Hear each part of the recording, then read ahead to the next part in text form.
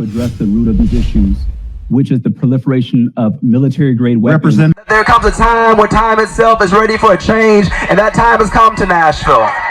That time has come to Tennessee. It's time to move out the way, because if you don't, we'll continue to show up at the Capitol week after week after week. You heard him, a man on a mission. State Representative Justin Jones quickly gaining national attention after temporarily losing his seat in the State House of Representatives over a rowdy protest, which is, of course, how he made his bones here in Nashville.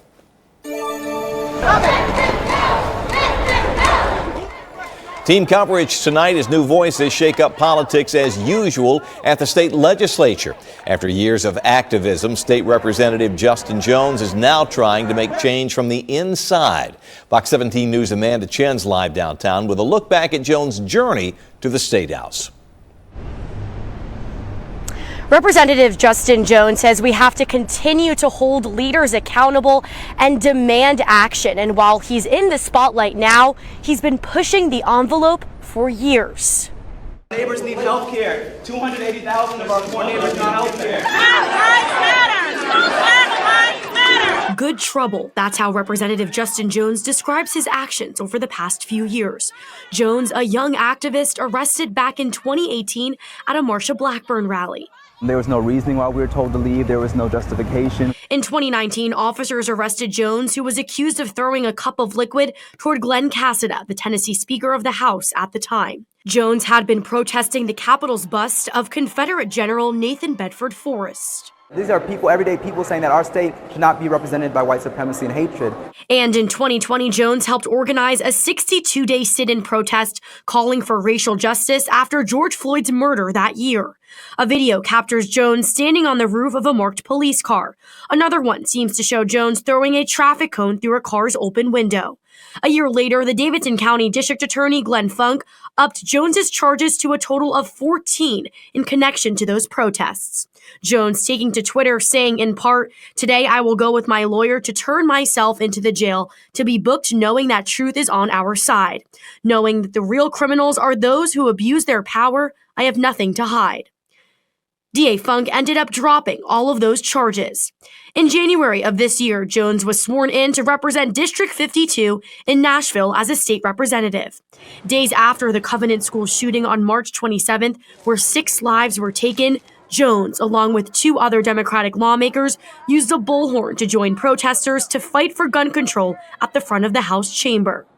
We need action! We need action! The House GOP decided to expel Jones. That this is a sad day for democracy in Tennessee, and that the nation should watch, because what's happening here can happen anywhere in this nation. But days later, Metro Council members voted to reinstate Jones. I'm telling you, the bill that we're going to pass that grows waters like righteousness and justice like everyone, but it's going to come. We do the crisis at hand. What are we going to do today, colleagues?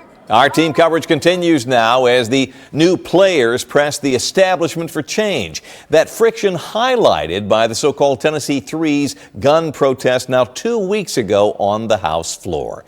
Fox 17 News' Peyton Muse is live downtown with more on the change in tactics.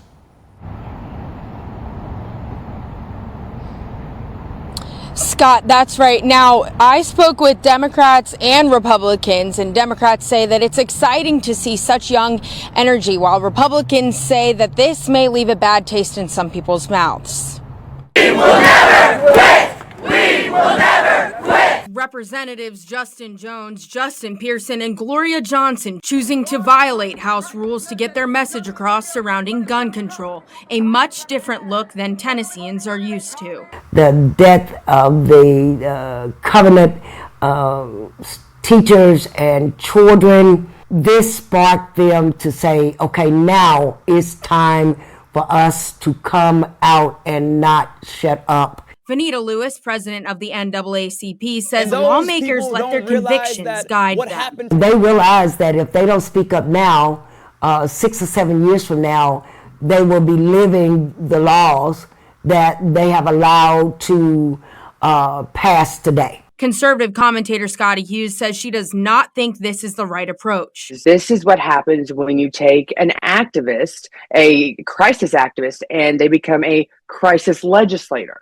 And that they either take advantage of situations like we've seen, or they create a crisis themselves. Hughes says these tactics inside and outside of the Capitol can take away from their message. The Tennessee Three have taken a tragedy that rocked Nashville, Middle Tennessee, rocked our entire country, and they have turned it into their own platform to catapult them into this political celebrityhood.